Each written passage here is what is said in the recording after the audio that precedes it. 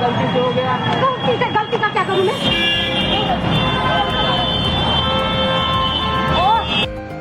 मित्रांनो, रस्त्यावर चालताना सावध राहा अशा सूचना वारंवार दिल्या जातात, पण तुम्ही कितीही सावधानपणा बाळगला तरी कधी ना कधी काही ना काही चूक होते आणि अपघात घडतातच.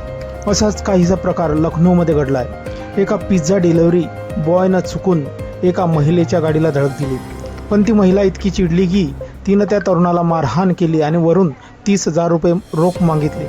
हा व्हिडिओमध्ये महिलांनी काय गोंधळ माजवला हे आवाजासहित आपण या व्हिडिओच्या शेवटी बघणार आहोत. मित्रांनो, तरी शेवटपर्यंत व्हिडिओ बघा.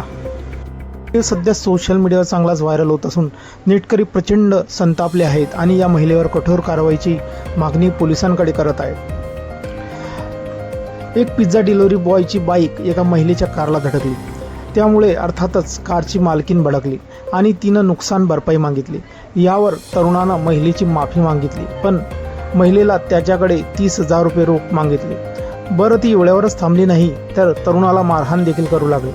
हे दृश्य पाहून घटनास्थळी गर्दी जमा झाली आणि लोकांनी तरुणाच्या बाजूने प्रतिक्रिया देण्यास सुरुवात केली. तुम्ही या तरुणाविरोधात पोलीस तक्रार करा आणि पोलिसांच्या मदतीने झालेली नुकसान भरपाई घ्या, पण तुम्हाला कोणालाही मारण्याचा अधिकार नाही, असं म्हणत लोक तिच्यावर टीका करू लागले. पण या टीकेमुळे महिलेचा पारा आणखीच चढला. ती लोकांना म्हणाली, मला ज्ञान देऊ नका, मला शिकवू नका. तिनं पुन्हा एकदा तरुणाच्या कानशिलात लगावली.